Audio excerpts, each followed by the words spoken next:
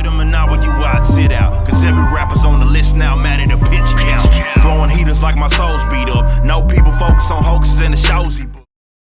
Welcome to 3 Count Commentaries. Let us discuss NXT from November the 30th, 2021. War Games is actually this Sunday, and I completely forgot. So, so I was kind of like, okay, you know, we're kind of doing a hard sell here. So, the show was fine. Overall, I think it was pretty good. They introduced some new characters. They're doing some interesting things with characters. Here's some stuff to discuss. So, let's start with the Women's War Games match, which featured an advantage ladder match, which I hate.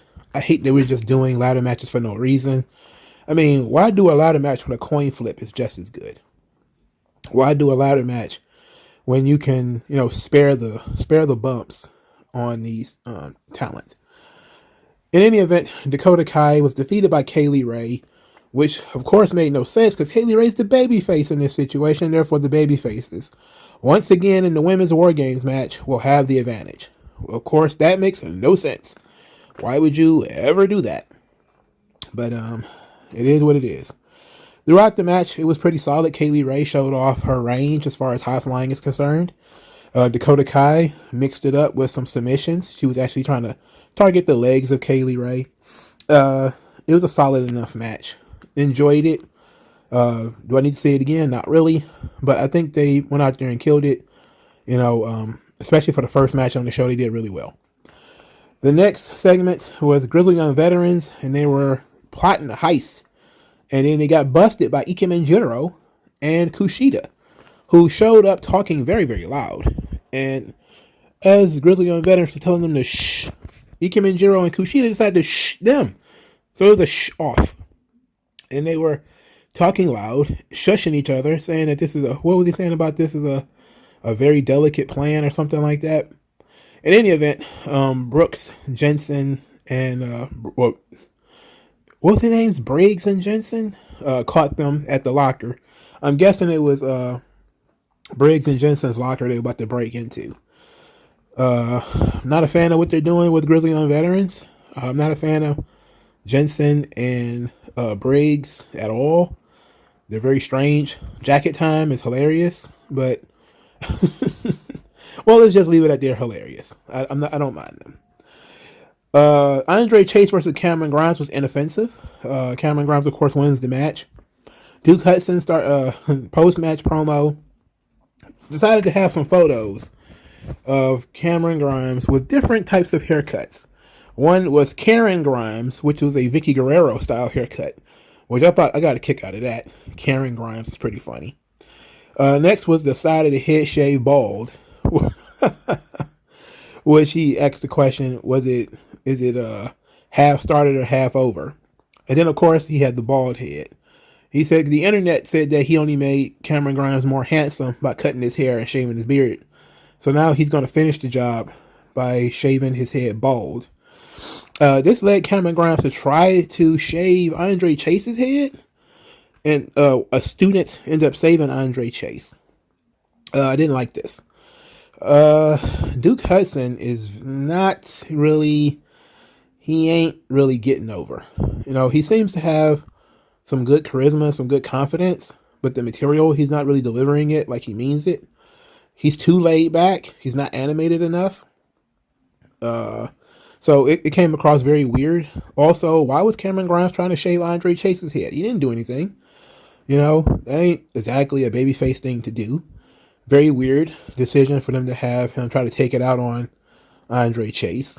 The crowd liked it. Will say that Andre Chase's student section keeps getting bigger every week. Now they got a flag to which they fly, and it's visible on screen, so it's pretty funny. But I didn't like the post-match here. I just feel like it was weird. And Duke Hudson didn't really deliver anything with any conviction. So he failed to get me to buy in. The match itself should be fine. I don't really expect much out of Duke Hudson. But if it's Cameron Grimes is in it, it shouldn't be too bad. All right, so we get a Idris Enofe vignette. The Nigerian guy. He's the epitome of excellence. He talked about his struggle his doubters, how he was in the military and was told that there was nothing left for him afterwards, and that he's just like Solo Sikoa. He's out to prove himself, and they were going to have a match on this show. Later, Solo Sikoa says that he understands that Enofe was from the streets and worked in the military, but it's not enough. He's gonna put a beating on him. Then Boa appears and he's choking on his own possession. Like it's very it's very odd. He was like, and Sikoa was like, I don't understand your language, man. And I was like, ooh. He got all he do is say, I don't understand. Like, I don't understand that. But he was like, I don't understand your language. It's like, surely he speaks Chinese. Of course you're not going to understand his language. So Solo Sikoa defeats Edris Enofe with the Uso splash. Match was solid. Nothing to write home about. Very strange that they had Idris Enofe with a vignette and came across like he was a huge babyface. And then he fights another babyface and loses clean. Very weird. But it was a showcase for both guys. I really would have preferred if they gave Enofe his own match. I mean, I thought it was odd when they announced Solo Sikoa was his opponent, because I was like, Solo Sikoa is not in a position to be doing jobs, and I naturally thought Enofe would win, but I was wrong. Sikoa won. After the match, Boa assaulted both men, grabbing Sikoa in a Tongan death grip almost, or a Vulcan nerve hold, however that goes. And Enofe ended up saving Sikoa and chased Boa off. So we're going to have a feud between these two guys and Boa. Boa is by himself, which is not all that interesting. I don't mind this feud because these guys have to do something, So I don't see it as being a big deal that they're feuding with each other. It's fine. I just wish that Enofe would have gotten an opportunity to actually win. So I would have liked for him to wrestle somebody he could beat and then won that match. And then maybe he got attacked by Boa, and then Solo Sikoa wins a squash match, and then he gets attacked by Boa. Probably would have been a better usage of these guys instead of having two baby faces fight each other. But I do like the epitome of excellence idea for Idris Enofe. So hopefully things will continue on. And very strange that him and Solo Sikoa had the same haircut. I find that very odd. Very, very odd. Just in different colors. All right, so we had the NXT 2.0 promo session where these guys are in the ring. All these young stallions like Carmelo Hayes and Grayson Waller and Bron Breakker and Tony D'Angelo. Carmelo called them the Supreme Team, the future of NXT. Said that Johnny Gargano's been around for 5 years. He's done everything, and he's not asking Johnny Gargano to share his plate. He's telling him to run his plate. Grayson Waller came in and said, y'all wanted us to carry y'all bags, but we slapped y'all's faces. And that LA Knight is jealous of him because he's more handsome than LA Knight. Interesting. His promo was probably the worst of the bunch. He just comes across like he's performing. And I don't feel like he's the most, I would say, the loudest of the group. And he probably has the most to prove. And maybe that's why, they gave him the mic. And he's also been the fieriest about this whole ordeal, because he's been the one that's been sort of the most open about his dislike for the black and gold NXT. At the same time, though, I'm not really feeling Grayson Waller. I don't know, man. Just something about him. Just something about him I don't like. I'm going to give him some more time because I know he's a rookie, but he ain't looking good for the boy. Bron Breakker talked about Ciampa, going on about his 17 years of experience and how he's going to drown in his own inexperience. But after War Games, after they destroy NXT, black and gold, he's coming for the title, which, I'm glad that he hasn't forgotten about that belt. He wants that belt really, really bad. Then Tony D'Angelo. He sealed the deal, baby. And he says, hey, you guys are right. You guys paved the road for us to walk on, but this road's got 4 potholes in it. And we're going to fill these potholes with your heads. What an excellent line. I love Tony D'Angelo. He's fantastic. Then Johnny Gargano interrupts. Johnny Gargano calls Bron Breakker the big booty nephew, said that they live in a fantasy world, and guys like him put NXT on the map. And that if Bron Breakker wants to prove that he's a man, then he should come out there and fight him one-on-one without Team NXT 2.0, to which Bron Breakker accepts. Of course, there's no reason Bron Breakker wouldn't accept, because, before this whole thing started, he was a babyface. This concept of Bron Breakker being a heel has disappointed some people. I didn't really see him as being a heel, because I didn't really see a heel turn. I mean, what has he done that is heel turnish? I mean, sure, he's on teams with 3 heels. Grayson Waller is certainly a heel. And of course, Carmelo Hayes and Trick Williams are heels. And of course, Tony D'Angelo, despite the fact everybody likes him, he's also a heel. So I think that Bron Breakker and Tony D'Angelo just kind of are heels by default, because everyone likes the other guys so much. Anybody who goes against them is going to end up being a heel. But I don't really see Bron Breakker doing anything heelish. So I wouldn't go and say, oh, he's a heel now. Well, no, he's the same character. He's just positioned a little bit differently due to the nature of this storyline. But they haven't given you anything that makes you want to boo Bron Breakker. In fact, he fucking rules.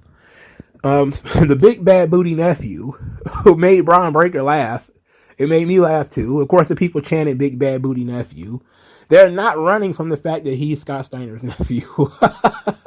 They're just not naming him Scott Steiner or Rex Steiner, whatever he's going to call himself. It's clear that they want him to define himself. It's the same thing with Solo Sikoa. I like that. I've always been a supporter of these guys need to have their own identities. I know that eventually he will become a Steiner. He's going to grow into the role, just like Roman eventually became, a Samoan, even though we knew he was Samoan already. But, he became more Samoan as things went on. And now his entire gimmick is about him being the tribal chief. But it took a while to get there. They didn't beat us over the head with the Alpha and Sika stuff until later on. Charlotte was another one. When she was initially introduced, they didn't hide that she was Ric Flair's daughter. But her name was Charlotte, not Charlotte Flair. So it took a while before they actually went into the whole Charlotte Flair thing. But a lot of people are kind of caught up in the Joe Henning thing, where he was named. They openly said that he was Mr. Perfect's son, and then called him Curtis Axel, which I think says a lot about how they saw him. But Triple H worked with him, and Triple H didn't do the best didn't do the best and try to get the kid over. But it was an opportunity. Just the kid didn't have any charisma. I mean, it is what it is. He's a good technical wrestler, just didn't have any charisma. And I fully support not wanting to lean onto the family and not letting kids lean onto the family. They're very young. Let them get over on their own. The only problem I have with Solo Sikoa is his moveset is exactly like Jimmy and Jey Uso. If he was to do different moves, I would fully support him just being Solo Sikoa, and that's it. But once his moveset is exactly the same as Jimmy and Jey, he might as well move his ass to SmackDown. And I've said this for like 3 weeks now. Like, he doesn't have the personality of Jimmy and Jey. Maybe they have handcuffed it with this Solo Sikoa thing. But we'll see. I'm going to give him a chance too. He's still very new. All these people are very new. And we'll talk about that later, because I usually have a rant when it comes to NXT. And I definitely have one later. So we'll get into that momentarily after I get done with the review. I got some stuff to get off my chest about, wrestling journalists and shit. Johnny Gargano versus Bron Breakker in the Advantage Ladder match. Bron Breakker is, a fantastic power wrestler. He is tremendous. And that's what this match was about. It was about the speed, experience, and agility of Johnny Gargano versus the inexperience and the strength of Bron Breakker. There's some really cool spots in here, like when Bron Breakker, he was about to bench press Johnny Gargano while he was on the ladder. Then Gargano escapes, kicks the ladder while it's on Bron Breakker's head, and he did it twice. This led Breakker to drop the ladder. Then he fell to one knee and flipped off Johnny Gargano and got super kicked for the 3rd time. And it was the 3rd super kick that knocked him down. And this is what I mean by the indie shit. You would think getting metal kicked in your face twice would have knocked you down, not an unguarded super kick to the face. I don't know. Having metal bounce off your chin and nose and everything probably will put you down. They need to rethink this stuff. The first super kick to the face should have been what dropped him, and then he should have did 2 straight up unguarded super kicks. But they didn't hold back at all, showing us that Bron Breakker is a complete and total hoss. He completely walked through a Johnny Gargano clothesline. I don't know if anybody caught that because I didn't see anybody talking about it. But there was a point where Johnny Gargano threw a clothesline and Bron Breakker just kind of walked right through it. It was great. Fantastic. The finish, Gargano is snatched off the ladder into a power slam. And Bron Breakker climbs the ladder and wins. So Team NXT 2.0 wins the ladder match. Right decision, because I know I can say the same things that I said about the women's ladder match in terms of, coin flip would have done just as good. But as a match, it was really, really good. I enjoyed it. It wasn't too bad. And Bron Breakker had a really good showing. So, they're really doing the right thing by Bron Breakker. They're not super pushing him because he didn't win the title. But they're not, they're keeping him consistent. That he's a powerhouse and he's very difficult to deal with. And Gargano losing doesn't really hurt him at all. Of course, Gargano's been around forever. If you think him losing one match to this guy is, detrimental, then what you're saying is that, 5 years is, pretty fragile. I don't believe that. All right, so Legado del Fantasma said that they don't want any excuses out of Kyle O'Reilly and Von Wagner. And they're going to beat them up. They go out there and they have the tag team match for the number 1 contendership. Legado del Fantasma versus Von Wagner and Kyle O'Reilly. Zion Quinn came out there and was staring down Elektra Lopez. The two shared a glance and switched sides, which led Zion Quinn to fight Santos Escobar. This led Escobar and Quinn to fight off into the stands, and they disappeared into the night. Von Wagner and Kyle O'Reilly defeat Legado del Fantasma with the high-low lariat. I think it was a leg sweep. Good finish. Solid match. Not a fan of Wagner and Kyle O'Reilly as a tag team. I don't really see the benefit of that. But, we're stuck with it, okay? Because they're trying to get Wagner over, and they're trying to just wasting the dates on Kyle O'Reilly until he's gone, I think. So, we'll see. Using Kyle O'Reilly as a mentor is fine, but I wish they would have done more with it. They did one vignette between the two of them. I'm always in support of doing more vignettes. And, Kyle O'Reilly is supposed to be the MMA guy. So why don't we see Von Wagner in the MMA gym, learning to grapple and do all this cool stuff with Kyle O'Reilly. And then, integrating that into his game. Right now, Von Wagner comes across a lot like Jake Hager, a.k.a. Jack Swagger. He comes across a lot like Jack Swagger to me. He's just a big dude, interesting look, but he looks like a goddamn gargoyle and an ogre, as I've said before, like the Thing from the Fantastic Four, or like a mini Andre the Giant. In any event, Zion Quinn was outside in the vaunted NXT parking lot, where he came across Elektra Lopez, and the two shared another glance. Elektra Lopez said that she wished that he wouldn't mess with Legado del Fantasma, but she does appreciate that a man does his own thing, and wished him luck in his match against Santos Escobar next week, because he's going to need it. You know what? I am 100% cool with that.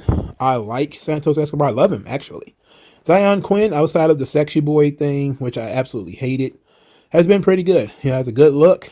He doesn't have much of a character right now, but it seems like they're leaning into his handsomeness and his lover boy kind of thing. And they're teasing that Elektra Lopez is going to switch sides. And maybe that's what they're going to do next week, is put Elektra Lopez in the middle and see if she can choose, an almost Romeo and Juliet type of situation between Santos Escobar, who I'm guessing is like a business arrangement.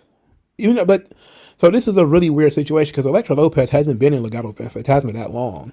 She's only been in there for like a month, so it's not like it was a long-term relationship between the two of them. She was brought in specifically to complete the feud with Hit Row.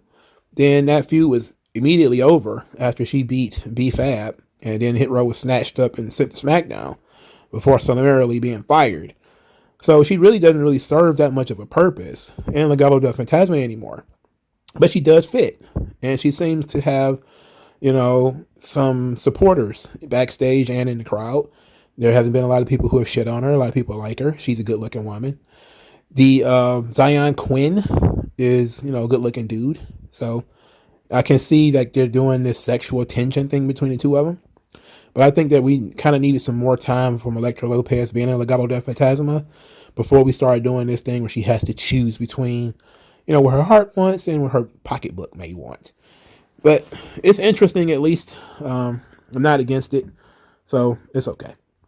So Joe Gacy has declared war on the Cruiserweight division, and I love Joe Gacy. Joe Gacy cut a promo, not very smooth promo at that. He was talking very slow and deliberate, and it seemed like he kind of forgot some of the words he was supposed to say. In any event, his promo was pretty straightforward. That Roderick Strong, as the Cruiserweight champion, has created a toxic and unrealistic environment, and that when he is the Cruiserweight champion, it will become all-inclusive, and there will be no height requirements, no weight requirements, and no gender bias.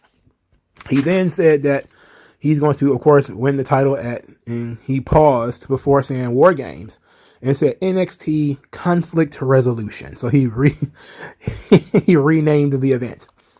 So the all-inclusive invitational features a skinny white man, a big fat black guy, and a woman, who I was told is Tesha Price. Joe Gacy completely squashes the skinny white guy, then hugged him post-match and wished him luck and everything. Then Joe Gacy said that the woman is next. She gets in the ring, but before they lock up, Malcolm Bivens and Diamond Mine comes out there, said that there's no need for this spectacle, and that Roderick Strong is going to make sure this is the first and last all-inclusive invitational.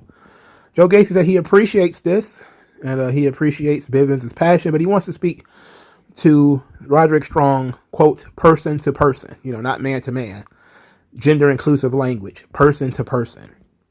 At that point, Roderick Strong gets in the ring and tries to fight Joe Gacy. This is disqualification. Gacy ends up dropping Roderick Strong. Sled outside the ring, and Harlan is there. He holds Harlan back. So this is a heel program because Gacy is very much a heel. And Diamond Mine, I'm guessing, are still heels because the Creed brothers are heels. Ivy Nile is a heel. Roderick Strong has to be a heel.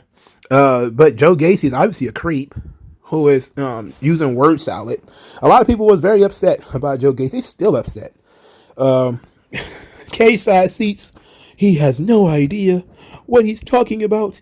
He doesn't know what any of these words mean. I'm like, man, anybody with a cursory reading of progressive literature knows that Joe Gacy is completely and totally on point. The the concept of being all-inclusive and not allowing any boundaries is 100% within the wheelhouse of the progressive political space. Him talking about fat shaming. How is the Cruiserweight title not a fat shaming title? How is it not?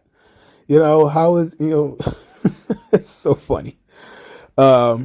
It was very weird that I heard that Malcolm Bivens waived the 205-pound weight limit. I'm like, you can waive it? I didn't know anybody could waive that. It's just like when you hear that the 24/7 rule has been waived. Like, how do you waive the rules? I don't understand that. But I'm very much look forward to Joe Gacy winning the Cruiserweight title and it being all inclusive, and him having to wrestle women and him having to wrestle big fat guys. And I think they'll probably bring back Odyssey Jones at that point. So then it's going to be fun once the title is all inclusive. But I think that some people are just upset that they're on the end of the joke here. And Joe Gacy is a character. He's right. He's really on point in terms of what he's saying and the way he's saying it. The little things of not wanting to say war games, but wanting to call it conflict resolution instead, is the sort of verbal jujitsu that you get when you talk to these people who who don't want to say the word kill on Twitter, so they put stars or whatever. They don't want to say the word gun, so it's like G*N. So it's like when you have people who do that, and then Joe Gacy's doing it on television, you think that he's kind of on point with that. But I really look forward to Joe Gacy winning. If Joe Gacy doesn't win, that would be really sad. That would be really sad. It'd be a missed opportunity for storytelling purposes. So then we get Tiffany's Epiphanies, the rich girl, the buff Barbie herself. She cuts this vignette where she says that she where she shops, there is no Black Friday. It doesn't exist. And her daddy says she can do whatever she wants, and she wants to run NXT. I think some people have the wrong idea of what this character is. Like, some people thought she was a tennis player because she talked about playing tennis at first. And I'm like, I never seen that she was a tennis player. You know, they clearly was trying to build her up as being a spoiled rich girl. No different than MJF, no different than Stephanie McMahon. I think people are purposefully misunderstanding the gimmick because they don't like it. So, and I also don't think this is a sexual thing. I saw, I think it was Don Tony said that it was kind of like, it reminds him of like OnlyFans or something like that. And, with the daddy culture, the sugar daddy culture or whatever. I'm like, no, this is rich girl who, she gets whatever she wants, and she gets whatever she wants from daddy, her literal daddy. Now we don't know if this is, they're going to have her literal father, which probably not. He's going to be a disembodied voice on the telephone or something like that. I didn't realize this at the time until I watched NXT UK. They're doing something similar with Xia Brookside, where when she gets frustrated, she calls her daddy on the phone. And her daddy's a trainer at NXT, and he's like this British wrestling guy. And so they kind of turning her into the spoiled brat too. But there's not a lot. Still, not a lot of these characters. I just find it interesting that it's almost like the left hand doesn't know what the right hand is doing. It's like when Isla Dawn and Alexa Bliss was doing very similar characters on two different brands. It was like, do you guys not watch your own products? Like you have two witches on the show. Two witches in the brand. You really only need one. Whatever. But Tiffany's Epiphanies is going to be very interesting. Can't wait to see if she can actually work or not. I did not watch her match on 205 Live because I don't watch 205 Live, but I know she was there. So if you did watch it, let me know what you thought in the comment section below. Speaking of thinking, Indy Hartwell gets a phone call and Dexter Lumis has vanished from the clinic, let's call it the medical facility, the clinic. Persia Pirotta thinks she's got to go it alone. She actually is very excited to go it alone.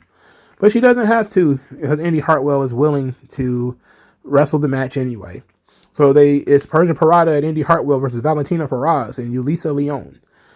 Indy Hartwell is still very distracted, and of course she starts getting beaten up. Persia Pirotta is tagged in, and then she almost immediately wins the match by herself. They're still building this separation between the two, where Persia Pirotta is going to be, kind of doing things herself, and Indy Hartwell is going to be too distracted by all the drama going on with Dexter Lumis. Ought to be very good. I noticed that they don't really involve Robert Stone in this anymore. There's no Robert Stone involvement.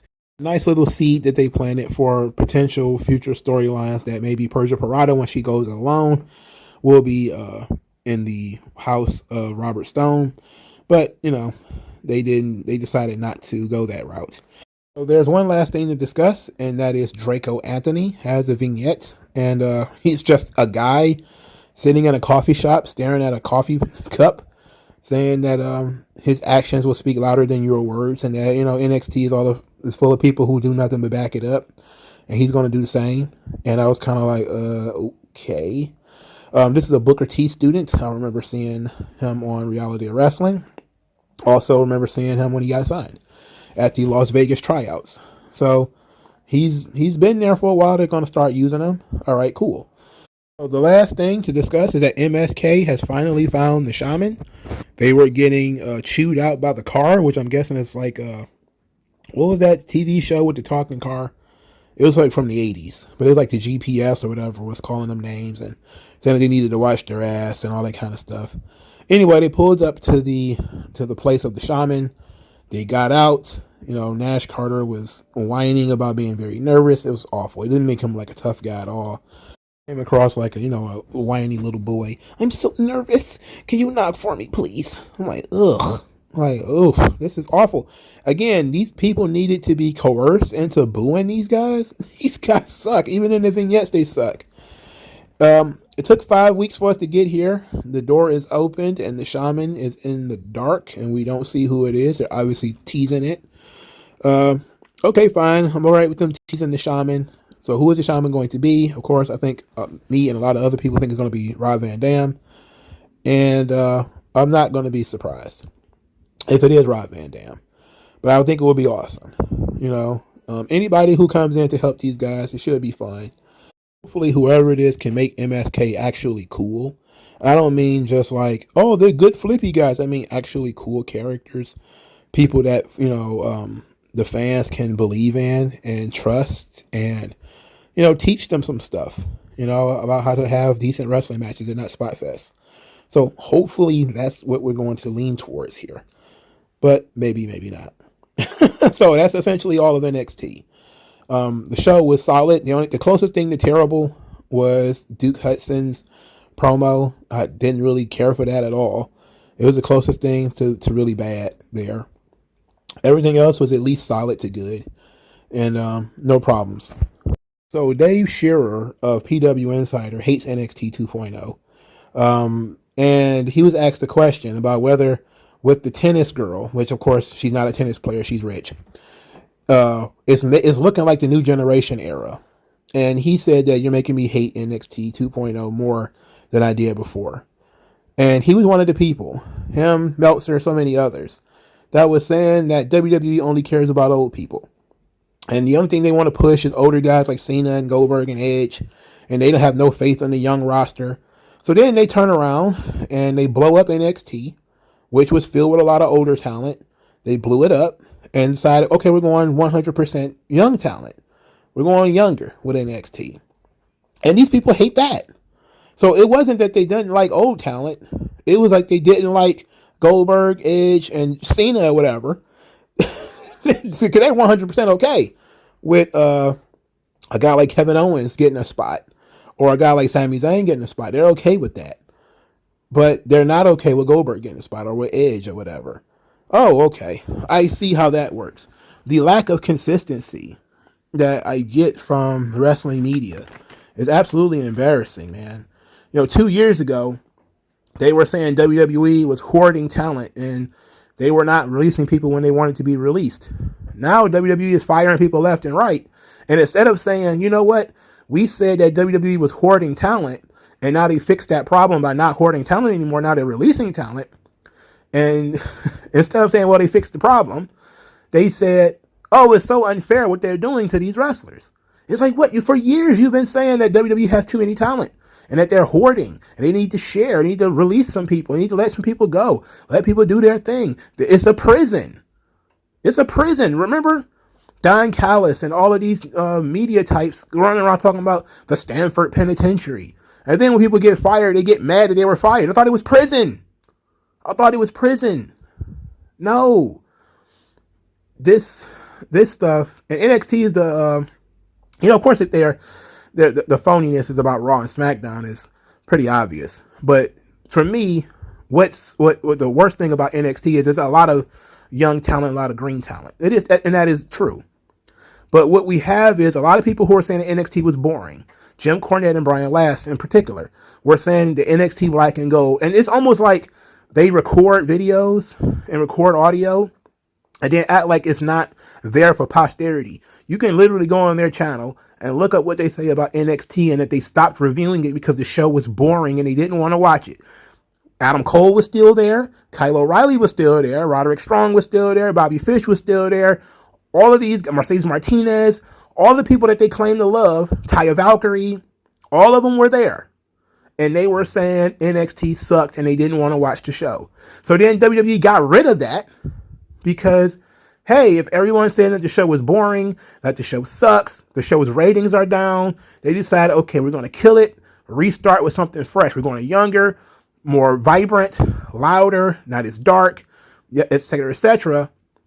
Now all of a sudden it's Nickelodeon show. And it's like, you can't win. You can't win. And the stuff that they're doing, and what really is sad is that a lot of these younger talent are seeing this stuff. And they have to deal with that on top of, the nerves of working live television for the first time. It's like, sure, a lot of these people don't have a lot of experience. So it's going to be bad to a degree. There's going to be certain levels of bad, let's say, that you're going to need to accept when dealing with green talent. People don't have a problem with it when it comes to AEW. You put a guy like Dante Martin out there who has no facial expressions whatsoever. Only thing he can do is do flips. People just talk about how he's going to be one of the best stars of all time. Nobody ever talks about his charisma or his character or lack thereof. Nobody cares. But when it comes to NXT, it's over criticism, and it's ridiculous. It's bullshit, and people don't want to be held accountable for the shit that they say. So all the people who are talking about WWE only cares about old talent. Once they got rid of the old talent, they complained. WWE doesn't want to push any experienced talent. So we went from now they only want inexperienced talent. First, it was WWE is trying to kill the indies by signing all the indie talent. Now WWE hates the indies, and we're going to show them that the indies is the best. It's like, you just can't win. You can't win. But I see this stuff every Tuesday. Every single Tuesday. The narrative is so strong, and it's so pervasive. And I understand it affects my ability to watch NXT. What affects my ability to do anything is seeing how many sheep don't realize that they just go along with things that people are saying to them. When 2 years ago, they were saying something different. 6 months ago, when Goldberg was getting a title shot or whatever, it was WWE only cares about older talent. And then they get rid of all out of the older talent. The Mercedes Martinez, the Bobby Fishes, those kind of guys who don't draw money. Goldberg is there because Goldberg draws money. Edge is there because Edge draws money. But if Bobby Fish is the same fucking age as Edge or whatever, and he hasn't drawn a fucking dime, what's the point of him being there? So now the narrative has shifted. And so what you see now is all of a sudden Taya Valkyrie and Mercedes Martinez are talking about how the ageism in WWE. Oh, they say that they say that people are too old. It's like, it was literally like 6 to 8 months ago, the narrative was WWE only cares about older people. And then they stopped caring about older people and started focusing on the youth. Now all of a sudden they're ageist in the other direction. It's insane. And what makes it sadder is that the people do not, the followers on all these channels, they don't hold people accountable for the stuff that they say. It's like you sit and consume this shit, and when the narrative just switches under your feet, you just go along with it. You don't notice, like, wait a minute, didn't you say that WWE was a prison and that they was holding people hostage and not letting people go? And then they fired a bunch of people. All these, it was my dream. It was my dream. It's like, okay, get out of here. He's still getting rid of folks. All of a sudden, now you're complaining that they're getting rid of people. You said that they should be getting rid of people. You wanted this. But I never wanted people to get fired. Yes, you did. You said they was hoarding talent. What do you think it means to hoard talent? You said they were killing the indies. You said they didn't care about the youth. Not holding people accountable for the things that they say. And then I agree, people should have the ability to change their minds.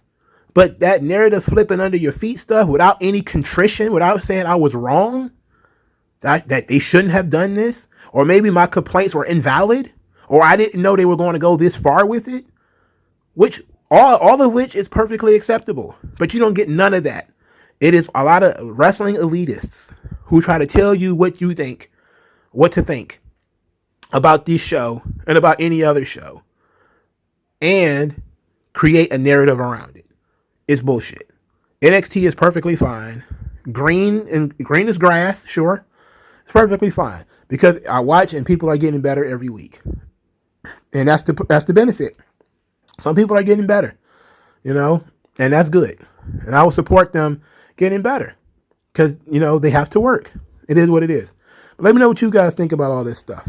Like, share, and subscribe, and I'll talk to you guys later.